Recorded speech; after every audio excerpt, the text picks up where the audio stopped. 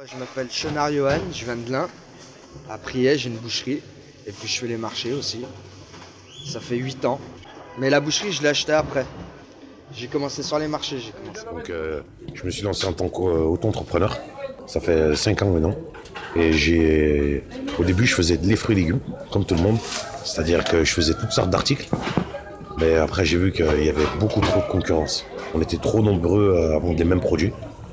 Donc, après, j'ai décidé de faire un peu dans ce style-là, c'est-à-dire faire les fruits de saison, suivre les saisons, tout ce qui est article de saison, mais chez nous, en France, tout ce qui est cultivé ici. Alors mon nom c'est Martial Cheba, donc j'ai la société Mars Traiteur. Mes fraises, je vais les chercher à Carpentras.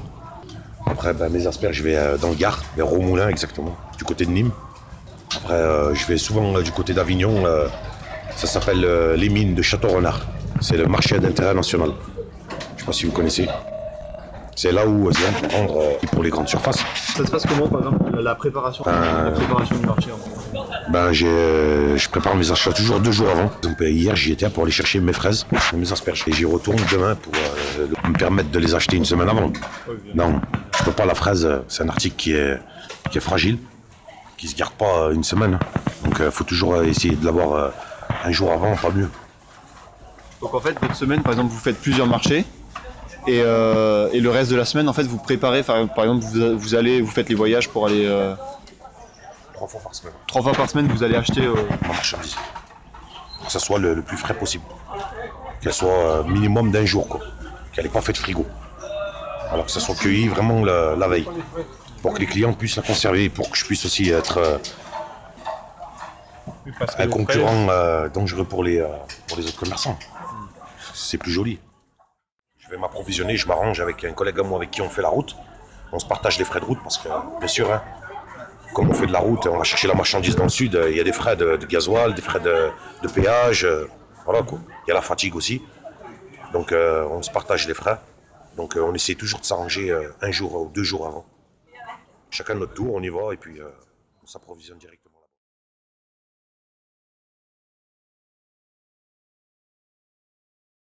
Par exemple, au commerçant qui est là-bas, c'est un ancien, il a 40 ans d'ancienneté ici. Si derrière il veut prendre sa retraite, c'est son fils qui pourra reprendre derrière, quoi.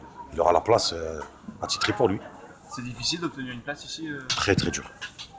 Très très dur la place. Moi ça fait bientôt 5 ans que je suis là et je suis toujours sur une liste de rappel. Donc suivant l'ancienneté, on nous attribue une place. Qu'est-ce qu'il pourrait faire quelle raison le placeur il pourrait trouver pour ne plus vous attribuer la place par exemple? Une faute professionnelle. Que je sais pas moi, qu'il se passe quelque chose avec certains commerçants ou que je respecte pas le principe du marché, quoi, parce qu'il y a quand même un règlement ici. Ah oui? Ah ouais, il y a un règlement ici. Un règlement au niveau des prix, règlement au niveau des produits qu'on vend. Donc c'est pour ça qu'ils contrôlent. Règlement aussi au niveau du personnel, que les salariés soient déclarés. On ne travaille pas comme ça avec des gens qui sont pas déclarés. Règlement du marché, c'est que, par exemple, je vends des fraises, il faut que sur mes ardoises, que je marque la provenance, la catégorie, la variété que ça, et le prix au kilo, et puis le poids. Oui, je dois payer un emplacement ici que la mairie encaisse. Donc il y a des places qui passent le matin. C'est ceux qui attribuent les places, qui passent en milieu de matinée et qui nous encaissent le nombre de métrages qu'on a. Donc suivant le nombre de métrages, on paye et le mètre c'est 1,25 €. Donc c'est pas donné. Et d'année en année, ça augmente. Ça, la mairie de Villeurbanne. Allez mec, arrêtez de 2 € le kilo de frais. 2 € la frais, 2 € les deux. Tu l'as acheté nos frères. Allez la tournée, allez on la tournée.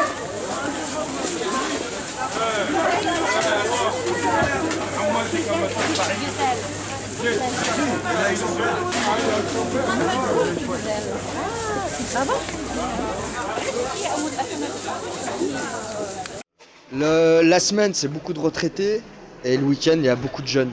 Le week-end, samedi, dimanche, il y a beaucoup de jeunes. Et puis avec les retraités qui viennent. Voilà. Comme les jeunes, ils travaillent la semaine, donc ils peuvent pas venir sur le marché. Ouais. Non, on a une clientèle. Hein. On a une clientèle. C'est toujours les mêmes gens qu'on revoit. Et ça fait longtemps que vous êtes quand même sur le marché. Ouais. Est-ce que vous avez vu une évolution des clients? Ah ouais, ça n'a rien à voir. Ouais. Ça n'a rien à voir. Là, le nombre de clients, Je sais pas, moi, quand j'ai commencé, peut-être que le samedi, on va se baser sur le samedi, je faisais, je sais pas, moi, peut-être 30 clients quand j'ai commencé. Maintenant, on en est à 140 le samedi. 140, 150 clients, en fait, samedi matin. Donc ouais, il y a une évolution, ouais. C'est vrai, c'est vrai. Et niveau de l'âge des clients, Non, bah après, comme je vous ai dit, la semaine, c'est beaucoup de retraités, puis le week-end, il y a pas mal de jeunes le week-end. Donc c'est beaucoup de bouche à oreille, hein, sur les marchés, hein. Les gens, ils viennent par rapport à une autre personne, puis voilà. Beaucoup de clients, ce sont des personnes âgées. Le jour où ils seront plus là, c'est fini. Nous, on va perdre beaucoup, beaucoup. Ça, c'est formel. J'ai bien vu la plupart de mes clients, là, ça se passe. C'est pas les jeunes qui mangent. Maintenant, les jeunes, ils cuisinent plus. Ils vont direct dans les sandwicheries, dans les McDo.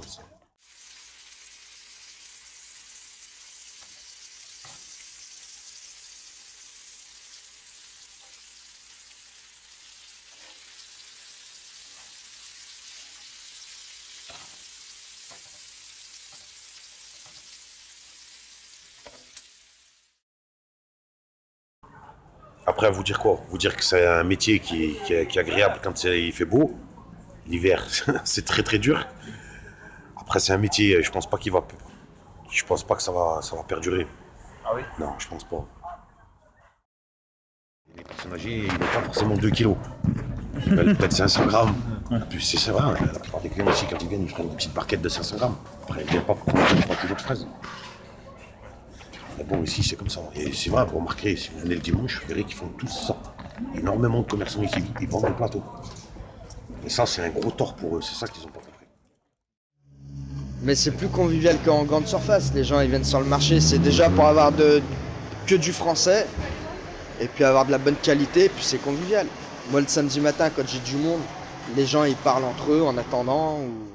Ah bah, déjà, il y a la personnalisation, le rapport avec le client qui est très, qui est très très proche. Il n'y a pas, il y a pas l'impersonnalité qu'on retrouve en grande surface. Sur les commerces qu'il y a sur les marchés font en sorte de, de lier des liens, enfin pas de lier des liens, mais de conserver les liens qu'ils ont avec leurs clients. C'est des liens qui sont proches. Il y a beaucoup de clients qui, de toute façon, tout le monde se tutoie. Lorsque moi-même, bon, un exemple, je vous voyais, on me demandait des clients me donnaient la possibilité de les tutoyer. Donc il y a beaucoup de choses. C'est en grande surface, un client est un client en fait. Voilà, c'est un caddie. C'est un caddie qui va faire une entrée en tiroir-caisse, tout simplement. Alors qu'ici, il y a quand même une relation qui se crée. Et on connaît beaucoup de choses. Hein. On connaît leur intimité pour certains. Régional, chips, poulet, salade. La jeunesse, bonjour. Et Molonde, j'ai Tony. Au revoir, madame. Et Tony aussi, il aime bien la convivialité. Poulet Hein, ordinaire, en face, hein. 7,50 ou fermier de Ah, Tony, tu peux y aller sur la convivialité. Tony, Ils sont normaux. Les madame, deux, elle cherche un tu vois. modèle, elle cherche Donc, la il y en a un qui est convivialité. plus cher que l'autre. Énormément moins de gens. Moi, la plupart de mes clients, la plupart de ma clientèle, c'est des personnes âgées. Même le week-end. J'ai quelques clients, des couples, des jeunes, mais la plupart, c'est tous des personnes âgées que j'ai. Les jeunes d'aujourd'hui vont directement dans les magasins. Ils ne s'intéressent pas aux produits des marchés, aux produits frais. D'ici 10-15 ans, les marchés, moi, je ne donne pas beaucoup de temps. Là, quand on voit les grandes surfaces, les prix qu'ils vendent, ils défient toute concurrence. Hein. On ne peut pas lutter contre eux. C'est des grosses structures. Nous, on est petits. Nous. Il y en a beaucoup qui cherchent encore la qualité. Il y en a beaucoup qui cherchent le bio aussi. Heureusement qu'il y a des producteurs. Donc il y en a beaucoup ici, ils viennent pour les producteurs. Ils évitent les revendeurs comme moi. Bon, il y en a certains, ils me font confiance maintenant, depuis le temps que je suis là, ils savent ce que je vends, ils savent que je ne m'alimente pas chez les grossistes. Ils ont goûté mes fruits avec le temps, ça l'a fait. Hein. Mais la confiance, ça ne se donne pas du jour au lendemain. Après, bon, ça l'a fait avec le temps. Mais c'est vrai qu'ici, il y a énormément de clients qui viennent pour les producteurs. Ils aiment ce qui est produit directement par les paysans. Après, c'est pas... Les producteurs, ils sont pas tous producteurs, quoi. Ils n'ont pas tous les produits qu'eux, ils produisent, soi-disant. Il y en a qui achètent aussi, hein. Qui achètent des articles qu'ils n'ont pas, donc qui vont chez les grossistes, qui se servent comme nous. Et puis, ils font croire que c'est des producteurs. Et c'est ce qui se passe dans certains marchés. Ici, il y en a quelques-uns. Je dirais pas, bon, je ne citerai pas les noms, mais voilà, quoi.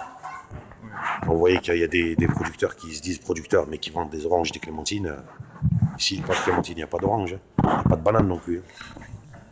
Après, c'est au client de faire le choix. Hein. C'est au client de juger et de voir de lui-même. Quoi.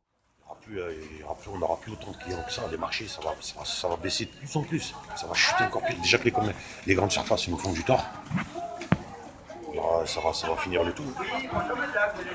Mais c'est vrai qu'eux, ils savent qu'on vient pour eux, qu'on vend des produits qui sont bons, qui sont de qualité. Ils le savent ici. Après, vous dire quoi que les grandes surfaces, ben ouais, bien sûr, ils nous font du tort. Trop même. Eux, ils peuvent se le permettre. Hein, et ils font ça, c'est des prix d'appel, on appelle ça. C'est pour attirer les clients dans le magasin. Quand on rentre dans un magasin, même pour acheter un tube de dentifrice, on ne ressort jamais avec un tube de dentifrice. On ressort forcément avec la moitié d'un chariot plein. Parce qu'on est tenté, on voit qu'il y a des offres, des promos, et c'est leur but, c'est ça. Eux, après, ben, ils ont une marge qui est plus élevée sur d'autres produits, donc c'est pour ça qu'ils baissent les fruits et légumes, qu'ils font des prix sur les fruits et légumes. Derrière, ils se rattrapent sur d'autres produits. Donc eux, ils sont jamais perdants, en quelque sorte. Hein. Leur but, c'est d'appâter le client. C'est leur manière de faire. Alors que nous, au marché, c'est pas comme ça. Nous, si on ne vend pas, le jour même, le lendemain ou 2 jours après, c'est de la perte. Et nous, notre perte, elle n'est pas compensée parce que derrière, on n'a rien. C'est pas comme eux.